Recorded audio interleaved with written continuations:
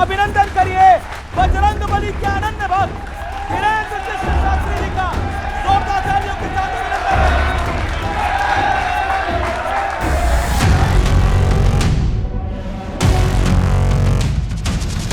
ये साधु संत अगर एकजुट नहीं रह पाएंगे तो समाज को मैसेज क्या देंगे?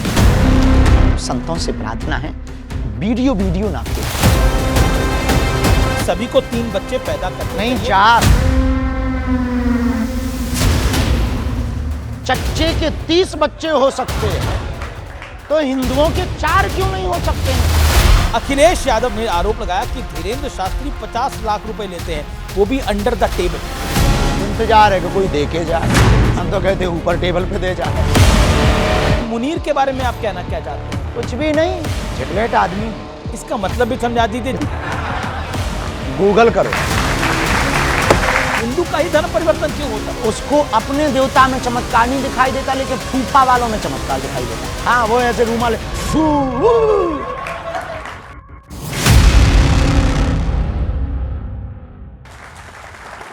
नमस्कार व्यूअर्स, मैं हूं अमीश देवगन। हनुमान चालीसा की एक चौपाई है, संकट कटे मिटे सब पीरा, जो सुमिरे हनुमत बलबीरा। इसलिए जिन्हें पीड़ा होती है वो सीधा बागेश्वर धाम पहुंच जाते हैं अपनी पर्ची निकलवाने के लिए। और लोगों की पर्ची निकालने वाले बागेश्वर धाम के पीठाधीश्वर धीरेंद्र कृष्ण शास्त्री जी आज खुद हमारे साथ इस मंच पे मौजूद होंगे, हमारे इस बड़े ऑडिटोरियम में। तो जोरदार तालियों के साथ स्वागत कीजिए, अभिनंदन करिए बजरंगबली के अनन्य भक्त धीरेंद्र कृष्ण शास्त्री जी का। जोरदार तालियों के साथ अभिनंदन है।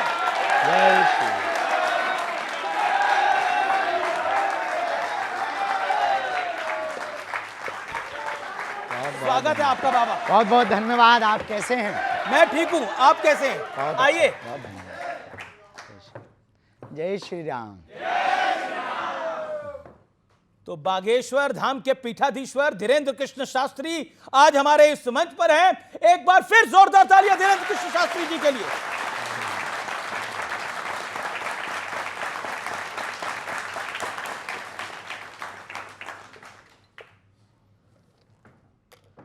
आज धीरेंद्र कृष्ण शास्त्री जी हमारे साथ हैं, जनता हमारे साथ है, और इस कार्यक्रम का नाम है सत्य, सनातन और विवाद। यह नाम आज हमने इसलिए दिया क्योंकि एक तरफ सनातन की ग्लोबल जय जयकार हो रही है और खुद धीरेंद्र कृष्ण शास्त्री हाल ही में कई देशों में सनातन का डंका बजाकर लौटे हैं, लेकिन दूसरी तरफ एक के बाद एक कई विवाद भी सामने आ रहे हैं। एक तरफ पाकिस्तान कुछ करता है और दूसरी तरफ अमेरिका कुछ करता है। आज इन तमाम विवादों पर हम करेंगे एक बड़ा सार्थक संवाद धीरेंद्र कृष्ण शास्त्री जी के साथ। बाबा राम राम। राम राम, जय श्री राम। कैसे हैं आप? बड़े लंबे वक्त बाद आपसे ऑन कैमरा मुलाकात हो रही है। हाँ, कैसे हैं आप? बहुत कुशल मंगल है? हनुमान जी की बहुत कृपा है, जी रहे हैं। भगवान जहां जहां डुलवा रहे हैं तो डोल रहे हैं। तो भगवान की तो कृपा है आप पे, और देश पे भी भगवान की कृपा होनी चाहिए। लेकिन आजकल कई विवाद भी भगवान की कृपा से बड़े फल फूल रहे हैं। मैं एक एक करके शुरू करूंगा, लेकिन शुरुआत मैं करता हूं। आप हिंदुओं को एकजुट करने की बात करते हैं, लेकिन यहां तो साधु संत ही नहीं एक रह पा रहे हैं। विवाद फल फूल रहे हैं, कुछ फल फूल में पानी पौधा आप लगा देते हैं। मेरा काम तो खबर दिखाना है बाबा। तो विवाद देखिए, दुनिया में हमेशा से ही बहुत पूर्व काल से देवताओं में भी मत्सर रहा। एक होता मच्छर, एक होता मत्सर जी। मच्छर बाहर से काटता है, मत्सर अंदर से काटता है। मत्सर का मतलब होता है कि अपने अंदर दूसरों को बढ़ते हुए देख करके जी जलन पैदा होना, जी। इसका नाम है मत्सर। देख ना सकें पराई विभूति। तो ये आदिकाल से रहा, देवताओं में रहा, इंद्र के समय में भी रहा, तो कोई नई बात नहीं है। अब वर्तमान में जिस बात से ये विवाद लंबा खिंच रहा, उसमें बड़ा लंबा हाथ है सोशल मीडिया का और आप जैसे महापुरुषों का। अच्छा, मतलब जगत गुरु राम भद्राचार्य जी, मैं भी उनका बड़ा सम्मान करता हूं। जगत गुरु राम भद्राचार्य जी अब प्रेमानंद जी महाराज के बारे में कुछ बोल दें तो जिम्मेदार मीडिया और सोशल मीडिया हो जाता है? नहीं, बाबा जिम्मेदार नहीं है। ना सोशल मीडिया के ऊपर टिप्पणी है ना संतों के ऊपर टिप्पणी है। बात यह है कि विवाद को बढ़ाना है कि खत्म करना। वो तथ्य हो गया, अपनी तरफ से सफाई भी हो गई जी। अब उस पर बार बार डिबेट करना, बार बार पोस्ट वायरल करना मतलब पानी डालना है। तो आपको क्या लगता है, मैंने जो अब सवाल ये पूछना चाह रहा वो पानी डालना है या पेट्रोल डालना है? नहीं, अब पानी पेट्रोल हम तो ऐसा कुछ नहीं करते। पेट्रोल वाला तो हमारा डिपार्टमेंट ही नहीं है, वो डिपार्टमेंट कहीं और किसी और का। तो मैं ये एक प्रश्न आपसे पूछना चाह रहा हूं जी। आप हिंदुओं को एकजुट करने की बात करते हैं, मेरा प्रश्न ये है कि ये साधु संत अगर एकजुट नहीं रह पाएंगे तो समाज को मैसेज क्या देंगे? हमने एक वीडियो के माध्यम से कहा भी है, सभी महापुरुषों से प्रार्थना भी की। जी। देश को यदि बचाना है, सनातन की धज्जियां नहीं उड़वानी, सनातन को यदि बचाना है तो एकमात्र सर्वोत्तम उपाय है, वो ये है कि हमें आपस में एक दूसरे को लड़ करके ऊर्जा खत्म नहीं करनी, सनातन विरोधियों का सामना करने के लिए अपनी ऊर्जा को लगाना चाहिए। लेकिन आपकी बात, अब समय वो आ गया एक छत्र के नीचे बैठने का, अब समय वो आ गया एक स्वर में बोलने का, अब समय आ गया मतांतर ये इसको एक तरफ करके, अपने अपने सिद्धांतों को एक तरफ करके, अब समय आ गया सनातन के एक ध्वज को लेकर के सबके साथ चलने का और सबको लेकर चलने का और एक मंच पर बैठने का। लेकिन वर्तमान में परिस्थिति जो इस देश में हो रही है वो निश्चित रूप से सनातन के लिए ये कहीं ना कहीं ग्रहण का काम कर रही हैं। चाहे वो संतों का विवाद हो, चाहे वो तीर्थों पर टिप्पणियां हो, चाहे वो रामचरितमानस का विवाद हो, मानवता पर विवाद हो, मानव सभ्यता पर विवाद हो, महिलाओं पर विवाद हो, बच्चों पर विवाद हो, या फिर नग्नता या फूहड़ता परोसी जा रही हो, या फिर सोशल मीडिया पर बच्चे नचैया और बेटियां नचनियां बन रही हो। ये सब हमारी सनातन संस्कृति और देश की स्थिति को बुरा ना मानना, ये देश की स्थिति को न जाने किस तरफ ले जाया जा रहा। हमारा कहना यही है सभी आचार्यों से, आपकी मीडिया को न्यूज़ 18 को सब लोग देखते हैं और हम कहेंगे कि आप हमें बोलने का मौका दें और ये कहना चाह रहे हैं कि कृपा करके हमारी बात को अन्यथा ना लें। अब संतों से प्रार्थना है, वीडियो ना खेलें, यदि लड़नी है तो एक बंद कमरे में एक दिन बैठ लें और जो होना हो सो हो जाए। वीडियो खेल करके दूसरों को उंगली उठाने का मौका ना दिया जाए। जी, आपने एक अच्छी बात करी कि सनातन की बात करनी चाहिए, लेकिन आपकी सलाह कोई मानेगा? आपको लगता है देखिए आपकी एडवाइस को कोई सीरियसली लेगा?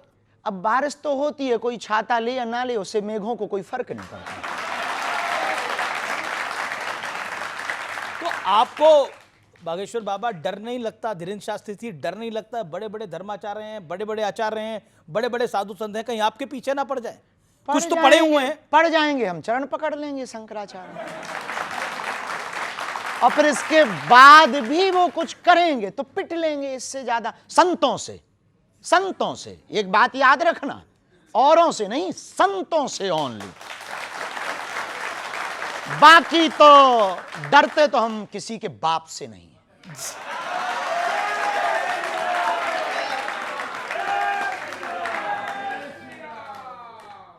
आपने पहले भी मेरे एक साक्षात्कार में बोला था, एक इंटरव्यू में बोला था कि आप डरते तो किसी के बाप से नहीं। क्यों डरें भाई? हमने कहा उसे कर्जा ले रखोगा?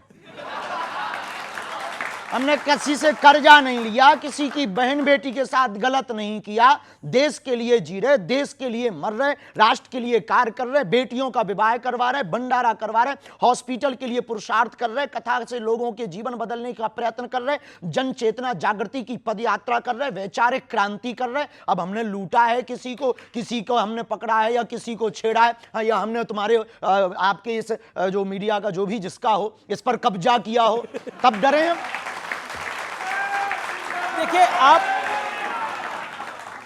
आपने लूटा तो है, सुख चैन लूटा है सनातन विरोधियों का, लूटा तो है आपने। वो लुटने योग्य ही है। जो सनातन विरोधी हैं उनका चैन लुटना ही चाहिए। जो स्वयं हम लोगों से बेचैन है वो चैन में रह सकता क्या? जी, चलिए, मेरा अगला प्रश्न है।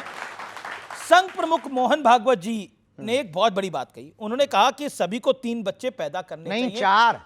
अच्छा, 4 करने चाहिए। हाँ। अरे 3 पर इतना विवाद हो गया, उनके पीछे पड़ गए सब। चच्चे के 30 बच्चे हो सकते हैं। किसके? चच्चे के 30 बच्चे हो सकते हैं, तो हिंदुओं के 4 क्यों नहीं हो सकते हैं? और क्या बुराई है? 2 बच्चे घर के लिए, 1 बच्चे संघ का के लिए और 1 बच्चे हिंदू राष्ट्र का लिए।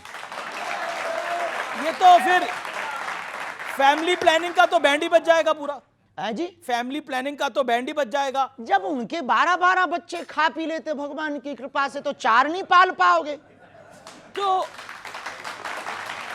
कहा जाता था हमारे 2 कॉन्सेप्ट बदल गया है अब पूरा। नहीं, अब तो उल्टा जमाना आ गया, ना बच्चे जीवन कटे अच्छे। जी, आजकल तो बड़ा उल्टा जमाना आ गया है। आपको लगता है बच्चे होने चाहिए? बिल्कुल होने चाहिए, और 4 होने चाहिए, हमने बोला नहीं है। बच्चे पसंद है आपको? भाई बच्चे किसको, बच्चे तो भगवान का रूप होते हैं। कौन ऐसा है जो बच्चों से विरोध रखता हो या ईर्ष्या रखता हो। अच्छा, एक आपके पुराने इंटरव्यू से मैंने एक कुछ निकाला है, वो मैं आपको प्ले करके दिखाता हूं। आप ही ने कहा था। कह दिया होगा। प्ले करते हैं। आप भी अपना परिवार बढ़ाना चाहते हैं क्या? बहुत जल्दी तो विवाह करेंगे आप? पक्का है, उसमें कोई संदेह नहीं। ये कोई गुनाह थोड़ी है, आपकी भी तो हुई होगी। तो लड़की देख ली है आपने या देख रहे हैं? अभी तो नहीं देखी। अभी नहीं देखी। आपको मिले तो खबर खींचिएगा। तो अब से कुछ साल पहले तक तो आपने लड़की नहीं देखी थी, आपने देख ली है? हमने तो कई सारी वीडियो में। हाँ, अनऑफिशियली है भैया, जी, जी। ऑफिशियली है। तो उसमें देखो, वीडियो में हम पूछ रहे हैं कि आपको बच्चे भी पसंद है, आप कहते हैं 4 भी होने चाहिए। तो अब आपकी जब शादी होगी तो कितने करने का प्लान है? अब ये पहले शादी तो हो जाने दो, फिर भी योजना तो बनाई होगी। घर बस जाने दो। हम योजना से तो हम तो ये हमारा एक ही नियम है, कोई नियम नहीं है जी। तो विवाह के रास्ते में कुछ कहानी आगे बढ़ी? अभी तो नहीं। अभी नहीं। अभी बहुत सपने हैं। हमारी एक आदत है, हम सपने युवान बच्चों को भी कहेंगे अपनी जिंदगी से, हम सपने सोते हुए नहीं देखते, जगते हुए देखना चाहते हैं। जब तक इस देश के लिए कुछ बड़ा नहीं करेंगे, जब तक हॉस्पिटल का निर्माण कार्य पूरा नहीं हो जाएगा, हमारा क्षेत्र आदिवासियों का क्षेत्र है, हमारा क्षेत्र दीनहीनों का क्षेत्र है, हमारे क्षेत्र में लगभग 15 किलोमीटर में कोई बहुत बड़ा हॉस्पिटल नहीं है, इसलिए हमने निर्णय लिया है कि हम मंदिर नहीं अस्पताल बनाएंगे। ये बड़ा निर्णय है और बहुत बड़ा हॉस्पिटल आप बना रहे हैं, कैंसर हॉस्पिटल आप बना रहे हैं, इसके लिए वाकई जोरदार तालियां आपके लिए। लेकिन बाबा, आरएसएस चीफ ने एक और बात कही कि हिंदुत्व जो है, हिंदुइज्म जो है, वो सेकुलरिज्म की गारंटी है। इस बात से आप सहमत हैं? और अगर सहमत है तो क्यों सहमत है? देखिए, सबके अपने अपने भाव होते हैं। सेकुलरिज्म की गारंटी हिंदुत्व है या ये नहीं, इस पर हमने बहुत ज़्यादा विचार नहीं किया।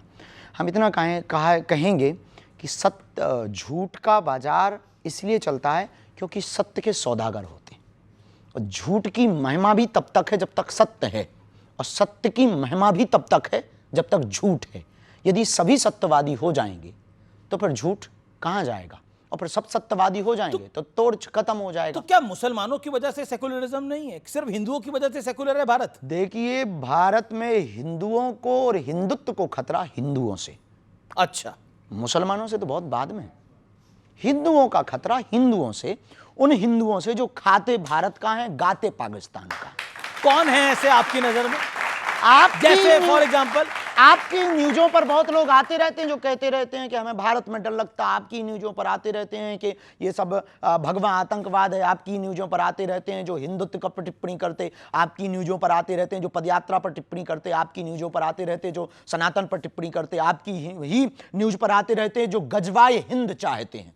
हम भगवाए हिंद चाहते हैं। भगवाए हिंद चाहते हैं आप, लेकिन आपने भगवाए हिंद में फिर हम टोकें जी, भगवाए हिंद में यह गारंटी है कि मुसलमान रहेंगे, भगवाए हिंद में यह गारंटी है कि सिख ईसाई सब रहेंगे, पर गजवाए हिंद में यह गारंटी नहीं है कि हिंदू रहेंगे।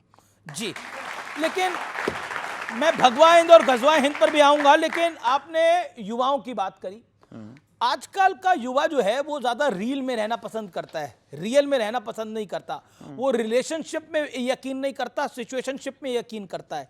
क्या कहना चाहेंगे? बहुत अंग्रेजी बोल दी आपने, इतनी अंग्रेजी हमारे ऊपर से निकल जाती है, इसका हिंदी बता दो, हम जवाब दें। जी, बेसिकली उसे लगता है कि शादी ब्याह में कुछ नहीं रखा, हम किसी के साथ रहें, हम कुछ भी करें और हम आगे बढ़ें। पश्चिमी कल्चर है, विदेशी कल्चर है, पश्चिम देशों का, भारत का नहीं है। हमारा भारत इसलिए महान है क्योंकि यहाँ मर्यादा है, यहाँ संस्कृति है, यहाँ व्यापारवाद में परिवारवाद पहले है।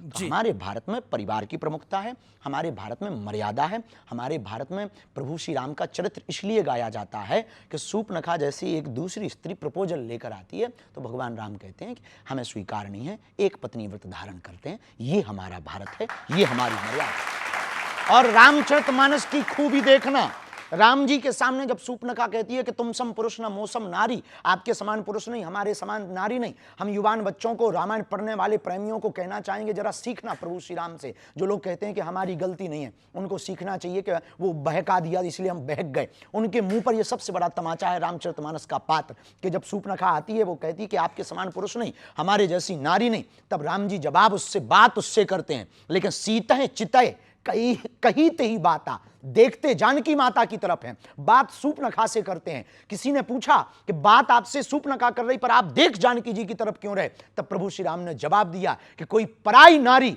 हम पर डोरे डालने आवे तब अपनी वाली को देखना चाहिए। जी, लेकिन अब तो ये पूरा कॉन्सेप्ट बदल गया है, अब तो ये पूरा सिस्टम बदल गया है, इस पर आप क्या कहना चाहते हैं? हम इस पर यही कहना चाहेंगे कि यदि आप अपनी मूल संस्कृति से भटकेंगे तो ना आपका बेड़ा पार होगा ना देश का बेड़ा पार होगा। भले ही विचार नए रखो पर संस्कार पुराने रखो। जी, विचार नए संस्कार पुराने। जी, लेकिन अब आप बात हिंदू राष्ट्र की करते हैं, अब हिंदू राष्ट्र की बात भी पुरानी हो गई। हाँ हो गई पुरानी, पर बात पुरानी हुई है, विचार तो हमेशा नया है, हिंदू राष्ट्र जब तक बन नहीं गया। जी, चलिए कुछ ऑडियंस से प्रश्न है, वो प्रश्न ले लेते हैं। किस किस का प्रश्न है वो अपना हाथ खड़ा करें, हम सवाल लेंगे। राज्य क्या साधु सन्यासी और कथावाचकों के मंच पर नेताओं का आना उचित है?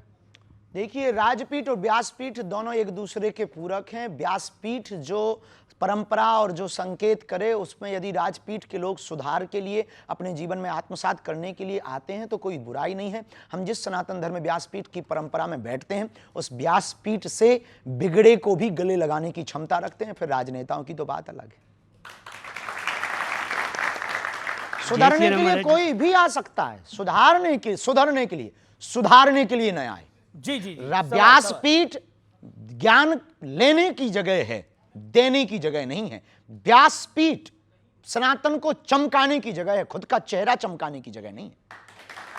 सवाल। जय श्री राम महाराज जी, मेरा प्रश्न ये है कि हमें मंदिर जाके पूजा करनी चाहिए या घर पे नाम जप करना चाहिए, क्या चीज मंदिरों बेटर की है? व्यवस्था इसलिए क्योंकि हम मंदिर जाएंगे तो हमारे आदि जगत गुरु शंकराचार्य भगवान ने, जब बौद्धिज्म बहुत ज्यादा बढ़ रहा था, जब बहुत ज्यादा धर्मांतरण हो रहा था, मतांतरों के कारण, मतभेद के कारण, उस वक्त कम उम्र की आयु में आदि जगत गुरु शंकराचार्य भगवान जो स्वयं शंकर का ही अवतार थे, चारों मठों की उन्होंने स्थापना की। मंदिरों की स्थापना करने के पीछे एकमात्र ध्येय ये था कि भगवान तो मन मंदिर में बैठा है, लेकिन ये भव्य मंदिर इसलिए बनाकर के मठ की स्थापना की कि हिंदू यहां आकर के विचार करे और अपने सनातन को बचाने के लिए एकता करे और एकजुटता में आवे। इसलिए मंदिरों में शांति, हवा सब जगह है, लेकिन जब भी आपको धूप या गर्मी लगे तब पंखा के नीचे ही हवा लगती है। ऐसे ही परमात्मा सब जगह है। जी, अगला सवाल खड़े होकर पूछिए, क्या सवाल है? सॉरी, जय श्री राम गुरु जी। जय श्री राम। आपकी जो पदयात्रा होने वाली है नवंबर में, मैं उसे ये पूछना चाह रहा हूँ, आपके उस टाइम पे असहनीय हो जाते हैं, पैरों में बहुत स्वेलिंग हो जाती है, खून भी निकलने लगता है और ये सब बहुत परेशानियों को आपको सामना करना पड़ता है, उसके बाद भी आप करते हैं, तो उससे क्या संदेश देना चाहते हैं या क्या आपका उसका मेन वो बिना होता है? तप के कुछ भी प्राप्त नहीं किया जा सकता है। ये देश और दुनिया है, यहाँ पर दीपक भी तब तक उजाला नहीं दे पाता जब तक वो जलता नहीं है। जब बिना जले उजाला नहीं दे सकते हो तो बिना चले आप देश को सुधार नहीं सकते। एक सवाल, ये जो सवाल पूछा उसी से जुड़ता हुआ सवाल है मेरा। पैरों में छाले हो जाते हैं, पैरों में से खून निकलता है, मिलता क्या है बदले में? और विपक्ष गालियां ही देता है, या फिर कहें कई आपके जो विरोधी हैं वो आपको गाली ही देते हैं, क्या कहना चाहते हैं? कुछ नहीं, धन्यवाद है, सेम टू यू है उनको।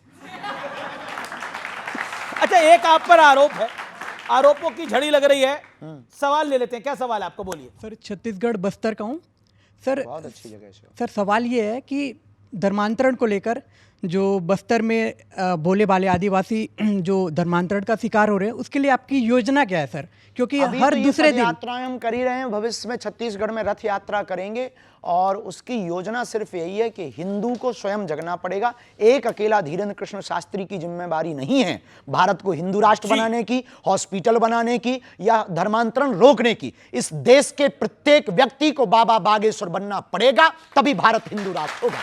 जी, लेकिन अब मैं आप पे, यही हमारी योजना है। आप पर एक आरोप है कि आपका पॉलिटिकल झुकाव जो है वो एक पॉलिटिकल पार्टी की तरफ है। नो, बिल्कुल भी नहीं। ऐसा हमसे कहा सब जाता जुड़े हैं। हमसे हमारे मध्य प्रदेश के कांग्रेस के पूर्व मुख्यमंत्री कथा करवाते हैं, कमलनाथ जी।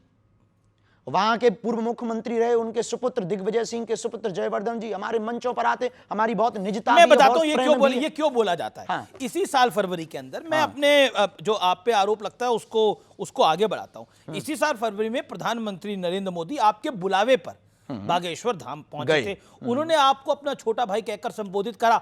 तो आपके विरोधी कह रहे हैं जो मोदी का छोटा भाई है वो तो संघी है। वाह, ये कोई बात हुई है कि उन्होंने छोटा भाई कह दिया तो हम संघी हो गए हैं? अब आपने हमको भाई कह दिया तो क्या हम पत्रकार हो गए हैं? ये आरोप वाले भी ना बिना खुजली के आदमी हैं। लेकिन अब मोदी जी ने आपको छोटा भाई कह इसमें दिया, दिक्कत वो भी क्या है? आपको विवाह की सलाह देके गए थे। जी, वो भी तो विवाह की सलाह देके गए थे। वो निश्चित रूप से वो बहुत, उनका विजन मिशन बहुत अच्छा है। हम इस बात में, देखिए, हम एक बात कहें, वो प्रधानमंत्री हमारे हैं, इस देश के प्रत्येक नागरिक के प्रधानमंत्री हैं। प्रधानमंत्री का कर्तव्य है प्रजा से प्यार करना। जी। ये प्रधानमंत्री क्योंकि उस पद पर बैठे हैं, उनका प्रजा से प्यार करना कर्तव्य है। और हमारा एक पीठ के पीठाधीश्वर होने के नाते, एक सनातन के सिपाही होने के नाते हमारा कर्तव्य आमंत्रण देना। हमने सबको आमंत्रण दिया और आपके मंच से हम फिर कहना चाहते कि 2026 में 15 फरवरी को फिर से 300 मातृ पितृहीन हम बेटियों का विवाह करवा रहे। यदि किसी पार्टी के नेता के अंदर भाव जगे, हमारी प्रार्थना है सपा, बसपा, कांग्रेस, बीजेपी और निर्दलीय जितने दल हैं, उन सब से प्रार्थना है, उनके चीफों से प्रार्थना है, यदि आपके अंदर भाव जगे हमारा आमंत्रण स्वीकार करें। अब मोदी जी आपको छोटा भाई कहते हैं। वो हमें छोटा भाई कह के गए, ये लोग और आवे तो हमको और छोटा कह दें, हमें दिक्कत नहीं है, या बड़ा कह दें, हम मना नहीं करेंगे। सबके भाव है, उनका विजन मिशन बहुत अद्भुत है। इस देश में ऐसा प्रधानमंत्री आया जिसने राम की भी चर्चा की और आम आदमी की भी चर्चा की, खेल की भी चर्चा की तो रेल की भी चर्चा की। एक ऐसा प्रधानमंत्री आया जिनके सामने राम जी भी विराजमान है, कृष्ण कन्हैया भी बैठेंगे। जी, चलिए, आपने कृष्ण कन्हैया की बात करी। मोहन भागवत ने बोला कि अयोध्या, मथुरा, काशी हिंदुओं का मूल मुद्दा है इस देश के अंदर। आप इससे सहमत हैं? हम संभल को भी जोड़ रहे हैं, संबल को भी जोड़ रहे हैं। देखिए, ऐसे समझो, बिना तर्क के थोड़ी समझना है। तुम लोग ना तुरंत ताली ठोकते हो। त्रेता में राम जी प्रकट भय, बात सही है, तो अयोध्या में राम जी बैठ गए। अब आता है दूसरा युग, कौन सा? द्वापर, तो बैठेंगे कौन? फिर आएगा कलयुग, तो संभल। तो संबल में भी तो नरेंद्र मोदी हो ही आए हैं, प्रधानमंत्री तो संबल हो ही आए हैं, कल की धाम। बहुत अच्छी बात है, तो जाने में क्या दिक्कत है? वो तो देखो प्रधानमंत्री हैं देश के, वो कहे उनके पूरे देश में, वो हर गांव जा सकते हैं, कोई बुराई थोड़ी। जी। हम राजनेता थोड़ी हैं कि हम टिप्पणियां करें इस पे। हम पे तो सनातन की बात पूछो भैया। अच्छा, सनातन की बात पूछने से पहले थोड़ी राजनीतिक बात पूछ लेता हूं। अखिलेश यादव का आरोप लगाया कि धीरेन्द्र शास्त्री 50 लाख रुपए लेते हैं, वो भी अंडर द टेबल। मिले नहीं है, इंतजार है कि कोई दे के जाए। हम तो कहते हैं ऊपर टेबल पे दे जाए, बाढ़ में गया अस्पताल में लगाएंगे, भंडारे में लगाएंगे, वैसे ही अभी हम कर्जा में हैं, कर्जा चुका लेंगे। आप तो साधु हैं, संत हैं, बाबा हैं, आप क्या करेंगे इतने पैसों का? हाँ, हम कुछ करेंगे नहीं, बेटियों का विवाह करेंगे। जब इस देश में नाचने वाले करोड़ों ले सकते हैं तो साधु दक्षिणा लेकर के, जब इस देश में विमल गुटखा का, अन्य गुटकों का प्रचार करने वाला करोड़ों ले सकता है, इस देश में सट्टा खिलवाने वाला करोड़ों ले सकता है, इस देश में अश्लीलता, नग्नता फैलाने वाले सिंगर करोड़ों ले सकते हैं, तो साधु यदि 2-5 रुपया लेकर के गरीब बेटियों का घर बसवा दे, अस्पताल बनवा दे, तो बुराई नहीं है। देश के लोगों को दिल खोल करके करना चाहिए। हम चाहते हैं कि इस देश में हर व्यक्ति हमारे जैसा काम करे। लेकिन अब देखिए, आप कहते हैं कि किसी नाचने वाली को या फिर किसी नाचने वाले को इतने पैसे मिल सकते हैं। आपको इन नाचने वालों से, एक्टर से दिक्कत है क्या? संजय दत्त तो हमको आपके दोस्त किसी हैं। से दिक्कत नहीं, वो हमारे सब प्रिय है, हमें दिक्कत नहीं है। हमें दिक्कत है ये जो बीच में बोलने वाले खुजली वाले हैं उनसे। तो ये जो अखिलेश यादव जी का 50 लाख वाला बयान था, ये खुजली वाला है या दूसरा है? हम कुछ कह नहीं सकते, नेताओं पर हम कोई बयान देते नहीं, इस पर पर हम नेता तो पूर्ववत आप भी पे बोल देते हैं सकते बयान। वो देते रहते हैं, चूंकि अपन तो साधु हैं, गंगा में तो सब स्नान करते हैं। अच्छा, ऐसा क्यों है? अखिलेश यादव भी आपको कहते हैं, तेज प्रताप यादव भी आपको कहते हैं, वो आपके बिहार दौरे से खुश नहीं थे। नहीं, ऐसा नहीं है। कुछ चीज़ें बड़ी बनाई जाती हैं, उनका मंतव्य बिल्कुल भी गलत नहीं होता है, और गलत होता भी हो तो हम कुछ कह भी नहीं सकते। देखो भाई, हमारे लिए सब समान है। जितने प्रधानमंत्री नरेंद्र मोदी जी प्रिय हैं, उतने ही कमलनाथ जी प्रिय हैं, उतने ही हमको अखिलेश जी भी प्रिय हैं, उतने ही तेजस्वी जी भी प्रिय हैं। हम सबके लिए साधुवाद आशीर्वाद देते हैं। भगवान करे उनको सद्बुद्धि मिले, और जो वो कह रहे हैं वो अपनी विचारधारा से। कई बार ना जब ब्रीफिंग फीडबैक गलत पहुंचती है तब व्यक्ति कुछ भी बोल देता। अब तुम्हारे कान में आके कह दे कि बाबा जी तो गड़बड़ हैं, तो हम कितने भी बढ़िया बने रहे, पर तुम्हारा कान भरने वाला इतना बोल दे तो आप उसी नज़र से तो देखो। आपके बारे में कौन कान भर रहा है? हमें नहीं है पता है, अब वो जाने कि जिनके कान भरते हैं। अच्छा, हमें तो कोई दिक्कत ही हुई नहीं। एक काउंटर पॉइंट आता है, आप कहते हैं कि अब वो लोग क्या करते हैं, नाचने वाले क्या करते हैं, एक्टर क्या करते हैं, वो एंटरटेन करते हैं, और एंटरटेनमेंट की तो एक कीमत होती है हमेशा। हाँ, देखो, वो मनोरंजन करते हैं, साधु मनोभंजन करता है। जी, दोनों में अंतर है। क्या अंतर दोनों है? में जमीन आसमान का अंतर आपकी नजर में क्या अंतर है। है? मनोरंजन से सिर्फ कुछ क्षणिक जीवन में बदलाव आता है, मनोभंजन से पूरा जीवन बदल जाता है। जैसे महात्मा प्रेमानंद, जैसे जगतगुरु पूज्य रामभद्राचार्य और अन्य अन्य संत, कई बार हम भी सुविचार देते हैं, कई बच्चे उसको सुन अच्छा, करके। ऐसा क्यों है कि साधु संतों की बात कई बार वो बोलना कुछ चाहते हैं, कह कुछ जाते हैं, और फिर कंट्रोवर्सी हो जाती है? आपके साथ भी अक्सर कई बार हुआ है। हमारे साथ भी होता है। देखिए, अपने हर शब्द के अर्थ के अनेक शब्द के अनेक अर्थ, शब्दा नाम अनेका अर्था। हर शब्द के अनेक अर्थ होते हैं, सबकी अपनी अपनी दृष्टि होती है। हम यहाँ खड़े हैं तो कहेगा बाबा चेहरा चमकाने आ गया, बाबा देखो मीडियाबाजी कर रहा है, बाबा को टीवी में बने रहने का बड़ा शौक है, बाबा को वायरल होने का बड़ा शौक है, बाबा तो दिल्ली में डोल रहा। कुछ लोगों का ये दर्शन है, बहुत बढ़िया है, कम से कम सनातन में कोई बोलने वाला तो है। कुछ ऐसा भी कह रहे हैं, कुछ ऐसा कह रहे हैं, अरे गुरु बहुत बेस्ट है, ये करोगे तभी सनातन बचेगा। आप कहते भी हो, करते भी हो, तो अपनी अपनी दृष्टि हो। जैसे आप हो, अब हमारी दृष्टि में आप बहुत बढ़िया पत्रकार हो, आपका वर्तमान प्रेजेंटेशन बहुत अच्छा है, और बहुत जल्दी अपने शब्दों को बदलकर सामने वालों को फंसाने की कला आप जानते हो। हमारे अंदर और सत्य बोलने की कला है, बेबाकी से बोलने की कला है। आप पिछड़ते नहीं हो। न्यूज 18 अपनी बात से कभी हटता नहीं है, हमें बहुत अच्छा लगा। लेकिन कुछ लोग कहते हैं वाह, अरे ये तो फलाने की मीडिया है, ये तो फलाने, कुछ लोग गोदी मीडिया कह देते। तो ये अपने अपनी दृष्टि है। आपके प्रति भी ऐसी दृष्टि रखते, हमारे प्रति भी कुछ लोग। अब कोई किसी को प्रभु श्री राम भगवान दिखाई देते, किसी रावण को राजकुमार दिखाई देते थे। तो अपना अपना चश्मा का खेल है। आपने व्हाइट चश्मा लगा रखा, कुछ लोगों ने काला लगा रखा। तो ये काले चश्मे वालों को आप मैसेज क्या देना चाहोगे? कुछ भी नहीं, भगवान तुम्हारा भला करे, भजन करो भैया। और क्या देंगे भैया, हम तो साधु जी। आदमी, हम किसी से विवाद थोड़ी करेंगे। हम तो यही कहेंगे भैया, आप विवाद सब करते नहीं, लेकिन विवाद हो जाते हैं। अब हो जाते हैं तो देखो, हम किसी विवाद, एक तो किसी को छेड़ते नहीं है, कोई छेड़े तो छोड़ते नहीं, बस सीधा सा।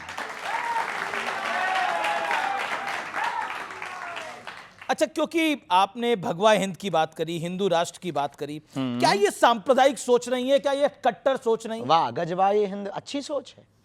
नहीं, उसको तो किसी ने अच्छा नहीं बोला। हाँ, तो उसी के जवाब में, काउंटर में, कि आप गजवाए हिंद मांगोगे, हम भगवाए हिंद बना देंगे। लेकिन फिर ये ध्रुवीकरण होता है इससे ना। ध्रुवीकरण वो कर रहे हैं, हम थोड़ी कर रहे हैं भाई साहब। हमें क्या लगी? अब किसी ने कहा, हमारा सीधा सा सिद्धांत है, कुछ लोग इस देश में तिरंगे में चांद देखना चाहते, हम चांद पे तिरंगा देखना चाहते। लेकिन जब आप गजवा हिंद की इस बात भी कट्टर सोच है, और भगवा ये हिंद कट्टर सोच नहीं है, भगवा ये हिंद है वसुधैव कुटुंबकम। कैसे? ऐसे कि हम सनातनी परंपरा में किसी को मारने पर भरोसा नहीं रखते, हमने तलवारों की नोक पर कभी भी धर्मांतरण नहीं करवाया है, हमने कभी भी किसी भी बहन बेटियों के बांग्लादेश में एक घटना हुई है, जरा देख लीजिए कि कितनी कट्टरता सोच होती है कुछ लोगों के अंदर, कि कितनी मानसिकता गिरी हुई। 9 वर्ष की बच्ची के साथ में 6 महीने पहले रेप हुआ और लगभग 29 लोगों ने रेप किया। उसकी मां चिल्लाती रही चौराहे पर, लेकिन रेप हुआ। क्यों? क्योंकि वो बच्ची सिर्फ हिंदू थी। ये सोच है कुछ लोगों की। हम इस सोच के खिलाफ हैं, हम मुसलमानों के खिलाफ नहीं हैं। हम अब्दुल कलाम को भी सलूट करते हैं और रस खान के भी दोहा गाते हैं।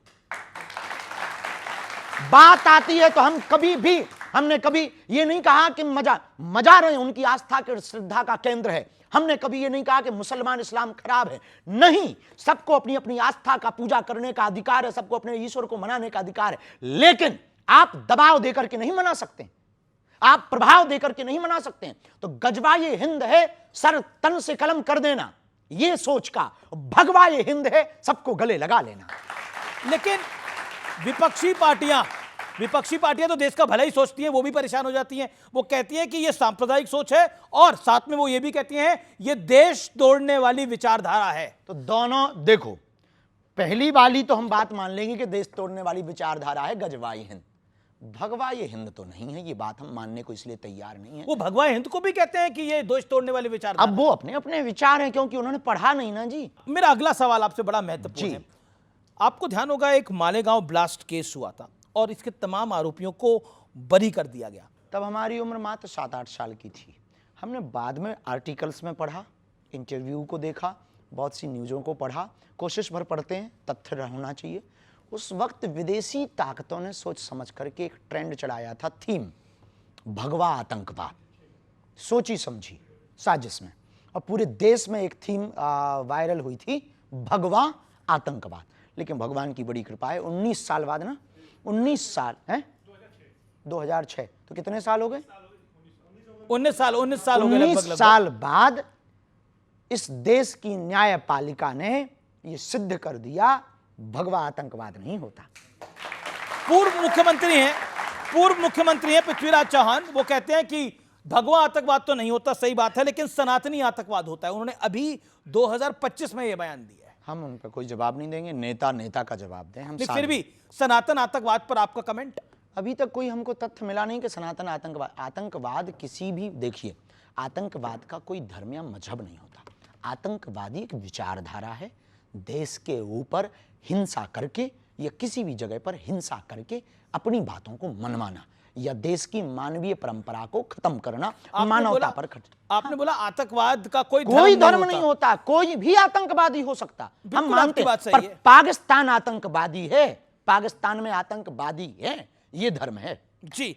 और पहलगाम में तो धर्म पूछ कर गोली मारी गई। पहलगाम क्यों? क्योंकि वो पाकिस्तानी थे, तब तो 9 ठिकाने अपनी सेना ने ठोके। लेकिन मुनीर के बारे में आप कहना क्या चाहते हैं? कुछ भी नहीं, झिकलेट आदमी है। क्या आदमी है? झिकलेट है वो। इसका मतलब भी समझा दीजिए। इसका अर्थ नहीं बता सकते हम, गूगल करो। झिकलेट का अर्थ आपने बता सकते? उसका मतलब ये है, झिकलेट का मतलब ये है कि भाई बिच्छू का मंत्र जानते नहीं है और सांप के बिल में हाथ डाल रहा है जी।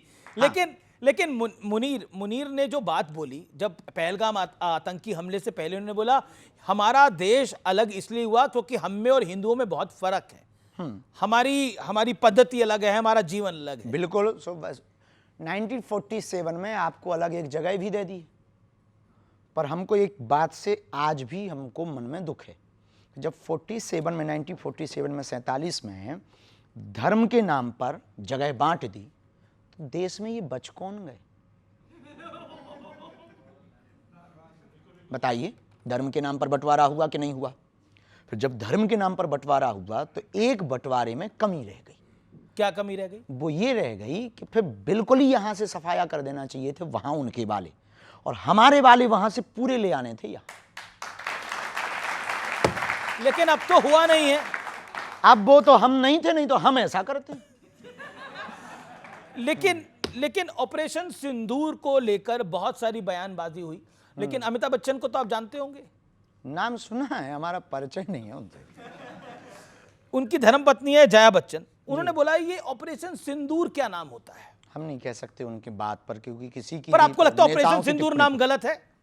नहीं, उन्होंने देखिए सिंदूर उजाड़ा है तो सिंदूर नाम रख दिया, क्या गलत है?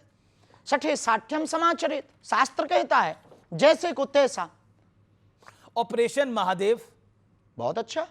अब इस पर भी सवाल खड़े होते हैं कि ये इस तरह के नाम क्यों रखे जाते हैं?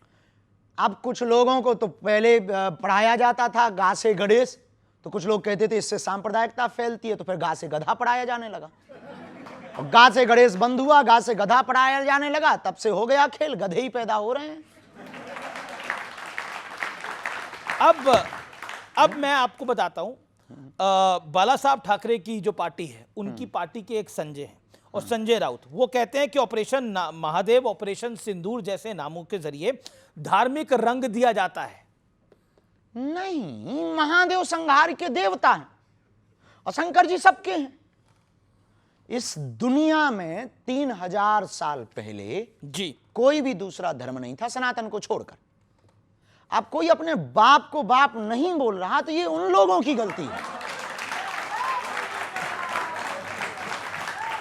कुछ सवाल ले लेते हैं। मैं उदय शहरी, भगत, सन्यासी या इनकलाबी, तीनों में श्रेष्ठ कौन है?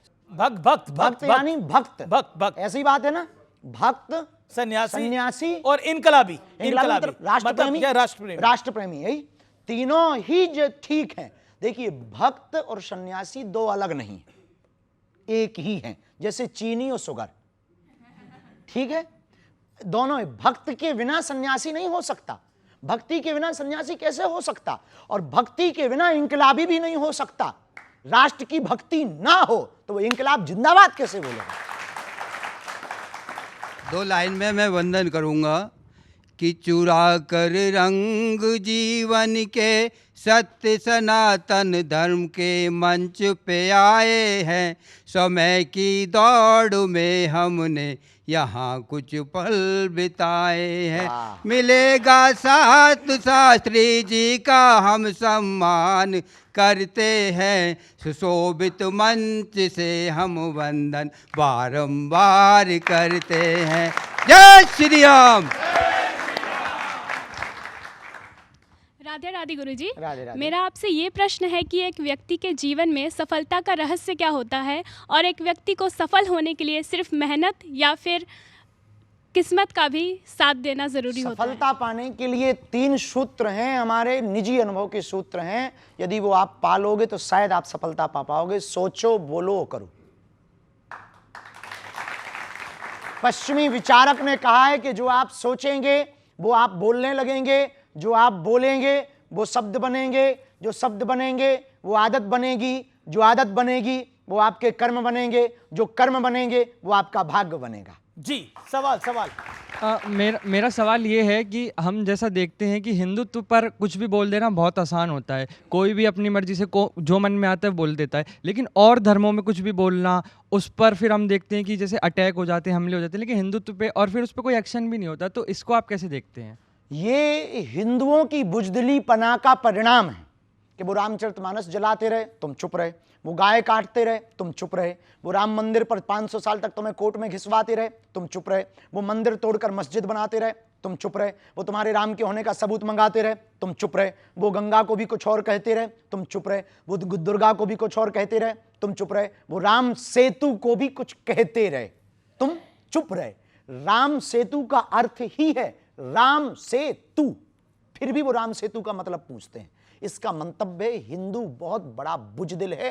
कुंभकर्ण के बाद यदि कोई सोया है तो हिंदू सोया है। आपको क्यों लगता है कि हिंदू सोया हुआ है? यदि हिंदू सोया ना होता तो इतने लफड़े होते? हिंदू सोया ना होता तो हमें क्या आपके साथ डिबेट करना पड़ता?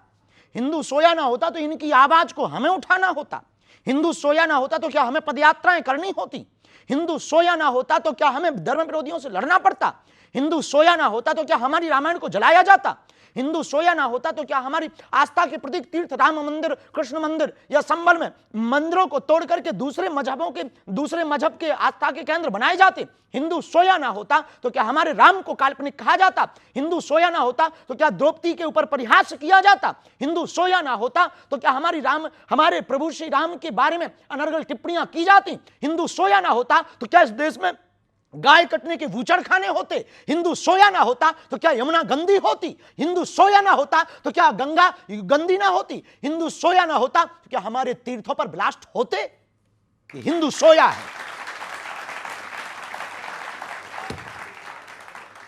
लेकिन ऐसा माना जा रहा है कि अब मोदी के शासन में आने के बाद बीते 11 साल में हिंदू में एक चेतना हुई है, राम का मंदिर भी बना निश्चित है। रूप से राम मंदिर बनने के बाद और सनातनी परंपरा के लोग आने के बाद लोगों को बल मिला है। लेकिन एक अकेले प्रधानमंत्री नरेंद्र मोदी, एक अकेले बागेश्वर बाबा, एक अकेले शंकराचार्य, एक अकेले बाबा जगतगुरु रामभद्राचार्य, एक अकेले स्वामी बाबा प्रेमानंद या युवान, इन लोगों से देश का उद्धार केवल अकेले से नहीं होना है।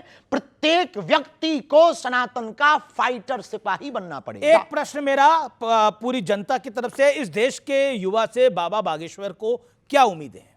संस्कार और संस्कृति और सनातन और भारत के संवर्धन की उम्मीद है। ये आपको उम्मीद है। चलिए कुछ और प्रश्न हैं, सवाल ले लेते हैं। हाथ खड़ा करें जो सवाल पूछना चाहते हैं। गुरुजी, आपके विचारों से हिंदू राष्ट्र में जाति आधारित भेदभाव को कैसे खत्म किया जा सकता है? जाति हो इससे कोई दिक्कत नहीं, पर जाति अभिमान नहीं होना चाहिए। भेदभाव है उसको कैसे खत्म किया जा सकता उसको है? विचारों से ही खत्म किया जा सकता है, तलवारों से तो नहीं किया जा सकता है। वैचारिक संगठन, पदयात्रा, सामाजिक समरसता के भोज व साथ ही साथ मंदिरों में बैठक व्यवस्था, अब देवालयों में बैठक व्यवस्था, जगह जगह नुक्कड़ चाय की चौकड़ी पर भेदभाव की शून्यता, विचारों को बार बार आदान प्रदान करना और सामाजिक समरसता के लिए बार बार प्रकल्प को करना, कथा को करवाना, भोजन भंडारे को करवाना और लोगों की मदद करना, दीनहीनों को गले लगाना, इससे ही जातिगत भेदभाव मिट सकता है। जी जी जी गुरुजी राधे राधे। गुरुजी, ये मैं पूछना चाहता हूँ कि बाबा जी की पर्ची बड़ी या प्रेमानंद जी महाराज की भक्ति? जी, बाबा जी की पर्ची बड़ी या प्रेमानंद जी महाराज जी की भक्ति बड़ी है? ये आप जो है भारत पाकिस्तान का नक्शा तुम बाबाओं को लड़वाने आए हो क्या? तूने ठेका ही ले रखा है महात्माओं को लड़वाने का कि कौन बढ़िया है? ये बता, तू बढ़िया है या तेरे पिताजी बढ़िया है? अब बता, हैं? तो बस दोनों सही है। उन्होंने बोला दोनों सही है। बेटा ज्यादा खुजली हो तो हवेली पे भी आ जाना। जी सवाल ले लेते हैं। बोलो भाई। सतकोटि प्रणाम बाबा। खुश रहो। मेरा सवाल आपसे ये है कि आपने बोला कि विचार नए होने चाहिए लेकिन संस्कार पुराने होने चाहिए, लेकिन संस्कारों के नाम पे जो महिलाओं के साथ इतने सदियों से गलत होता आया है, उनको घर से नहीं निकलने दिया जाता है, उनको नौकरियां नहीं करने दी जाती हैं और सारे संस्कारों का बोझ सिर्फ महिलाओं पे दे दिया जाता है। सनातन के लोगों ने नहीं किया, इस देश की कुछ बुद्धि, इस देश की बुद्धिहीन लोगों ने किया है। इस देश में कुछ लोगों को सेकुलरिज्म का कीड़ा काटता और राजनीति का कीड़ा काटता, उन्होंने मतभेद किया है। हमारे सनातन ने तो महिलाओं को पीछे नहीं, बगल में नहीं, आगे रखा है। हम जब भी भगवान का नाम लेते हैं तो राम सीता नहीं कहते, सीताराम कहते हैं। हम जब भी भगवान का नाम लेते हैं तो श्याम राधे नहीं कहते, राधे श्याम कहते हैं।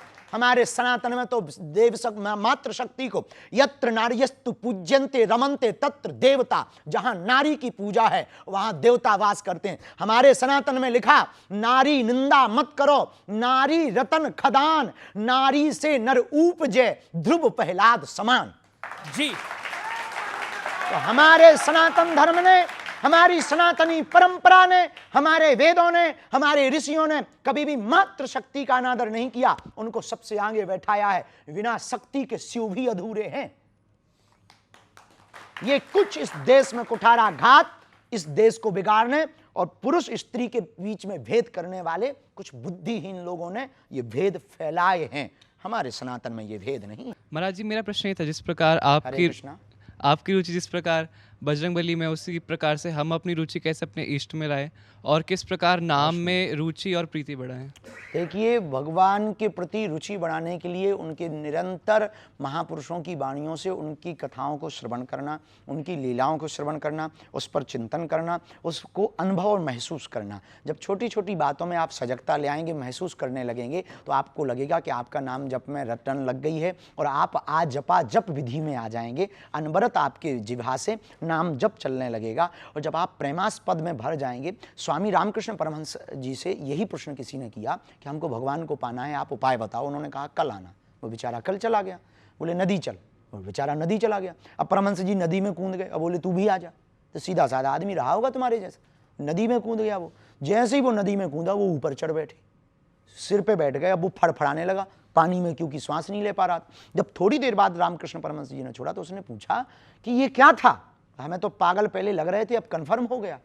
बोला हम पागल वागल नहीं है, तूने पूछा भगवान को कैसे पाएंगे तो उसका उपाय बताया। बोले ये थोड़ी उपाय है कि नदी में डुबाओ।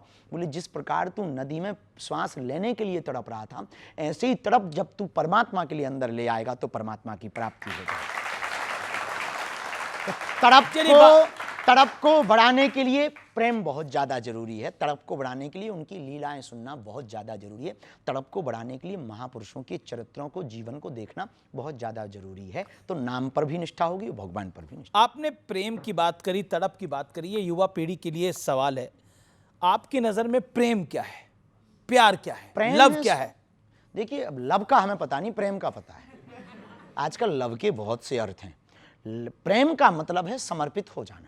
प्रेम का मतलब है, बिंदु जी की एक बहुत अच्छी लाइनें थी, मैं अगर देखूं तो देखूं मगर तुम ना मुझको देखना, तुमने अगर देखा तो फिर मगरूर हो जाऊंगा मैं अगर चाहूं तो चाहूं मगर तुम ना मुझको चाहना, तुमने अगर चाहा तो फिर प्रेमी नहीं मजदूर हो जाऊंगा मैं।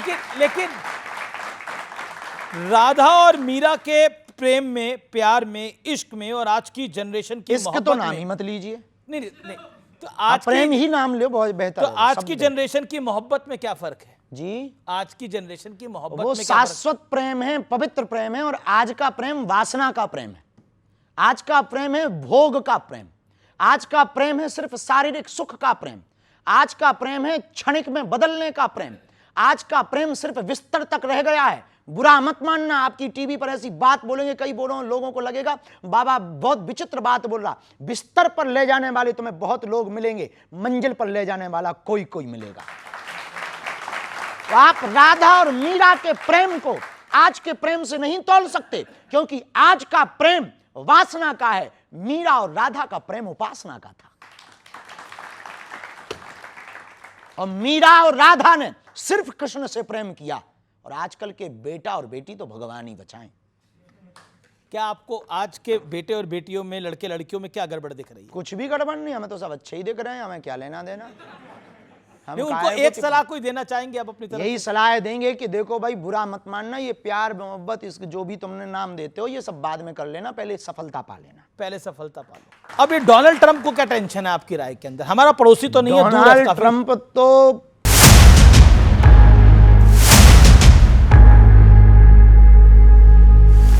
बाबा की गठरी में होता क्या है?